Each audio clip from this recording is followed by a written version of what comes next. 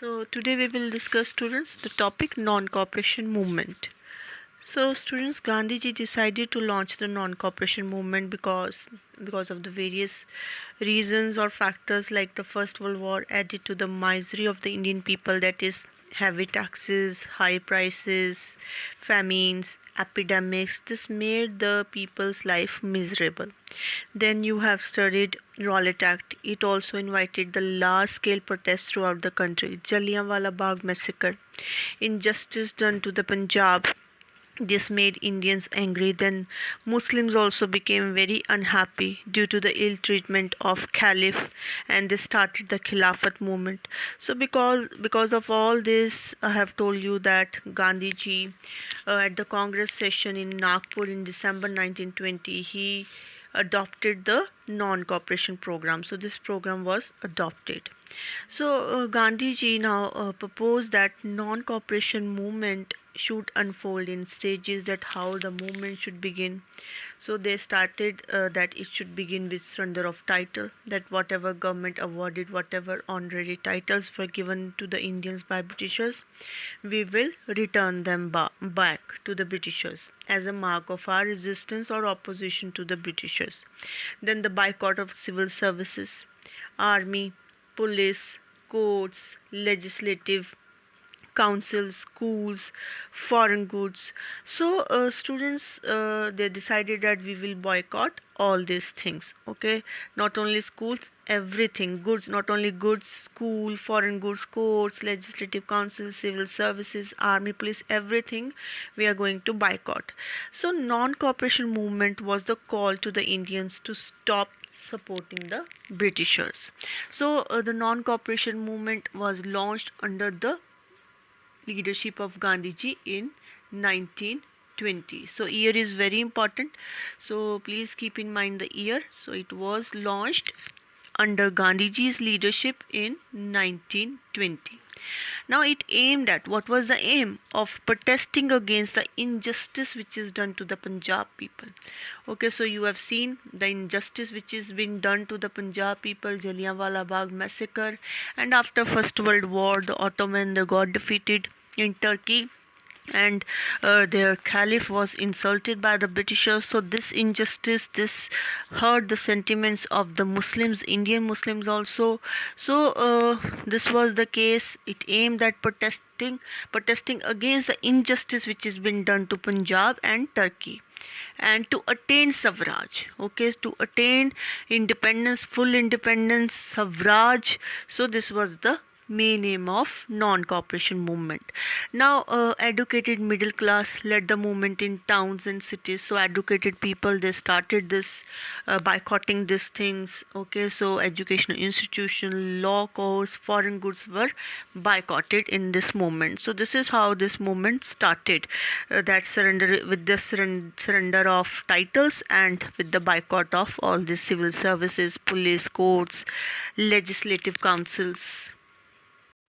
So students, we were discussing the non-cooperation movement, and in non-cooperation movement we will see how it unfolded in towns, in the villages, in the tribal area, in the plantation. What was the meaning of Swaraj, which was interpreted by the tribals, by the plantation worker, by the peasants. So this we will see in detail. And now peasants, they started organizing the movements in the villages against the landlords, talukdars, under the leadership of Baba Ramchandra.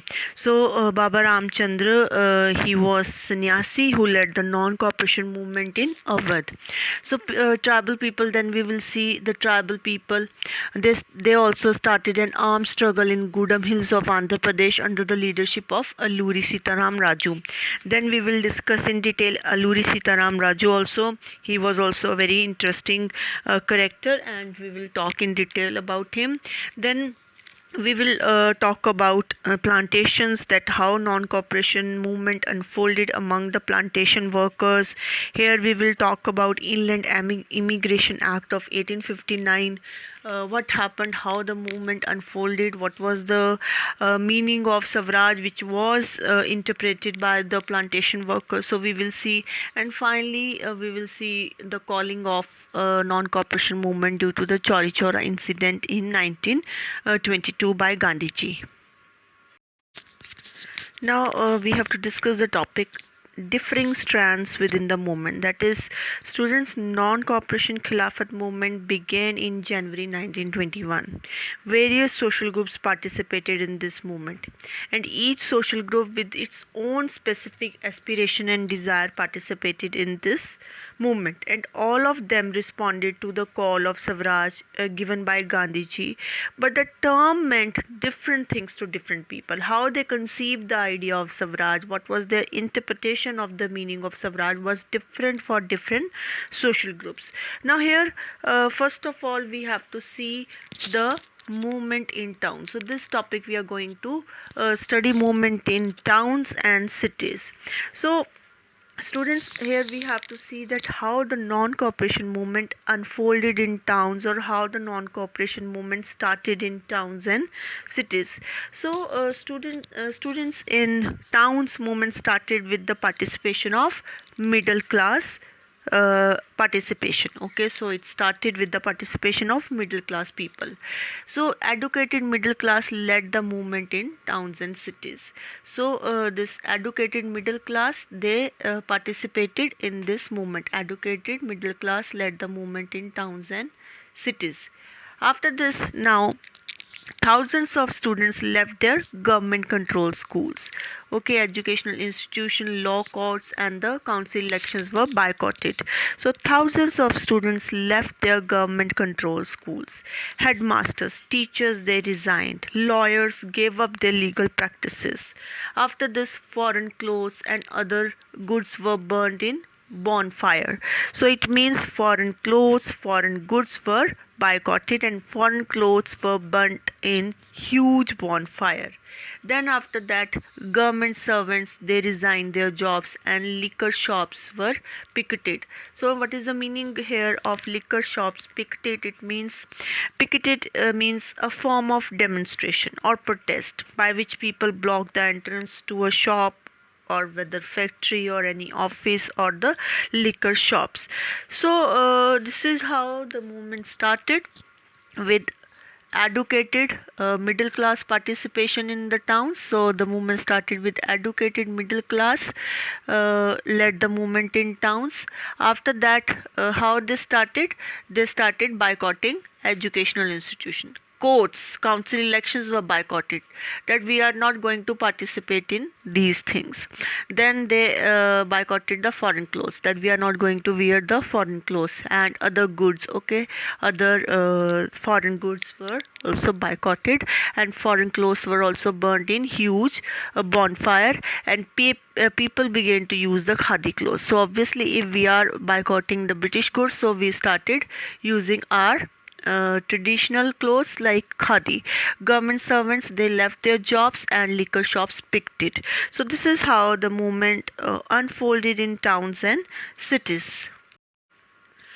Now, after Gandhiji launched the non-cooperation movement, and then we have seen how it unfolded in towns, people boycotting the goods and resigning their jobs, lawyers gave up legal practices, foreign clothes burned, liquor shops picketed. So the movement, it means we have seen it got the movement got the momentum in the towns and the cities. But then what happened, that why the non-cooperation movement failed early in towns and cities? Once it got the momentum, it was at its peak. But then what happened, that it fall down, or the movement slowed down early in towns. So this movement in cities gradually slowed down for the variety of reasons. So non-cooperation movement slowed down in towns and cities for variety of reasons. First reason was khadi cloth. Okay, so the first reason for this was the khadi cloth. here the khadi cloth. So what happened, students? Khadi clothes was often more expensive than the British produced milk cloth. So poor people could not afford to wear khadi. The poor people were not able to buy them. Okay, so the khadi cloth was very costly, so it was very difficult for the poor people to purchase khadi. Then after the another thing was that alternative Indian institutions were not available. So students and teachers began moving back to government schools. Lawyer joined back work in the government courts. So here just try to understand that Indian students didn't want to leave their studies. They want to just leave the British institutions. As no alternative Indian institutions were available, so students started moving to the British schools. And then we have seen as a result the non-cooperation movement failed early in towns. So first reason was khadi, and second, there was no alternative Indian institutions, educational institutions was there. So Indians boycotted British institutions, educational institutions, law courts, but alternative institutions was not there. So people had to stop boycott. So this is why the non-cooperation movement slowed down in towns and cities. Now here students, next thing which we have to discuss is non-cooperation movement in villages. So here in Awadh, students, a peasant movement was organized by Baba Ramchandra. Okay, here we have to talk about the peasant movement. So in Awadh, a peasant movement was organized by Baba Ramchandra. Now who was Baba Ramchandra? Well, he was sannyasi who led the non-cooperation movement in Awadh.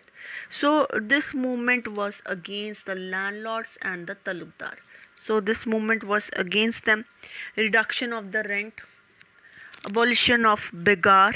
Okay, this was the main demands of the peasants. Okay, so for this only the main aim of these peasants and all to join the non-cooperation movement were these motives, that is they wanted the reduction of the rent and they wanted abolition of begar. This was the main demands that why the peasants they joined this movement. Then after this in October, Awadh Kisan Sabha was set up, headed by Jawaharlal Nehru and Baba Ramchandra. Then they formed the Awadh Kisan Sabha, headed by Jawaharlal Nehru and Baba Ramchandra. So, but students, peasant movement made congressmen very unhappy. Peasants adopted violent means. They attacked on the houses of the talukdars and merchants. Bazaars were looted. Gandhiji gave a very clear-cut call for non-cooperation movement in order to attain Swaraj. But peasants, they interpreted that Gandhiji had declared that no taxes were to be paid and land was to be redistributed among the poor. So wrong interpretation they were doing of the meaning of Swaraj, and then things were turning violent. So here let's see Baba Ramchandra. A note can be asked on Baba Ramchandra. 1 mark question can be asked that who was Baba Ramchandra. So I told you that he was sannyasi who led the non-cooperation movement in Awadh. Okay, and in Awadh a peasant movement was organized by Baba Ramchandra. So this I have told you. Then the 1 mark question can be asked that he led a peasants movement in Awadh against talukdar and landlords. And demands, earlier also I have told you what were the demands for which this peasant movement was organized, that they demanded reduction of rent, abolition of begar and boycott of landlords. So for this in October 1920 Awadh Kisan Sabha was set up with the help of Jawaharlal Nehru. So this we have discussed regarding Baba Ramchandra. 1 mark question can be asked or note can be asked on Baba Ramchandra. He was sannyasi who led the non-cooperation movement in Awadh. So now we have to see the interpretation of Swaraj by the tribal people, or the movement among the tribals, or the tribal movement. So this we have to discuss. Now the non-cooperation movement among the tribals started in Gudam Hills. So it started in Gudam Hills of Andhra Pradesh. It started in form of militant guerrilla movement. Okay, so students, what it is, so this warfare is used when you are less in number and your enemy is more powerful and huge. Then this kind of attack strategy is used, like the tribals used to attack the Britishers, and then they go into hiding in jungles. And as tribals were more aware of jungles, they can easily elope into the jungles, and it will be very difficult for the Britishers to locate their hideout. So, in Gudam Hills of Andhra Pradesh, tribal movement started under the leadership of Alluri Sitaram Raju. So this he was also a very interesting character, and again the note can be asked on Luri Sitaram Raju also. So this also we will discuss later on in detail. So now what was the problem with the tribals? Now if you remember students, British or the Britishers, they had closed large area of forest land. Okay, they prevent the tribal people to enter into it. This you have earlier also studied. Forest laws they made the protected forest and the reserved forest where these people can't enter, and pastoralists also they can't enter, and with permit cards only they were able to enter, and taxes also they have to pay in order to enter. So tribals wanted to get back their traditional rights over the forest. So you know that these tribal people, they considered it as attack on their livelihood. Okay, and they also saw it as attack on their traditional birthright. So that's why the tribal people joined the non-cooperation movement. Okay, because they want to get back their traditional rights over the forest, because it was an attack on their livelihood. They survive on the forest only. So the methods which was followed by the tribals and the peasants were against the Gandhian method of non-violence. So they were following the violent methods of struggle, which was not approved by the Gandhiji. So see the irony. Gandhiji launched the non-cooperation movement for Swaraj, and tribal people, they joined the non-cooperation movement just to enter the forest. So here let's discuss Alluri Sitaram Raju. So Alluri Sitaram Raju, he was an interesting character. He led the non-cooperation movement among the tribals in the Gudam Hills of Andhra Pradesh. So he led this movement, he led the non-cooperation movement of the tribal people in the Gudam Hills of Andhra Pradesh. He claimed that he had a variety of special powers. Okay, so it was believed that he had a variety of special powers. So he could make correct astrological prediction, he could heal people. Okay, so many people consider him as incarnation of God. They believe that he's having many special powers. So this I told you that he can make correct astrological prediction, he could heal the people, he could even survive the bullet shots. So this was said that even these things he can do. So Raju was inspired by Gandhiji's ideology and his non-cooperation movement. Okay, he supported Gandhiji and asked his followers to wear khadi and stop drinking. So he persuaded the hill people to wear khadi and give up the drinking. But Raju at the same time believed that Swaraj could be achieved only through use of violence. Okay, so this was, here he is differing from the ideology of Gandhiji. He was differing here from Gandhian ideology, and he said that Swaraj could be achieved only through use of violence. He supported Gandhiji. He was follower of Gandhiji. He persuaded people to wear khadi and stop drinking. Okay, but he organized armed struggle against the Britishers. So here he was differing Gandhian ideology. He was going for the violent method, which was not approved by Gandhiji. So here, so a short note can be asked on Alluri Sitaram Raju. So very easily you can attempt. He led the movement in the Gudam Hills of Andhra Pradesh. Tribal movement he led. Many people considered him as incarnation of God. He is believed to have special power.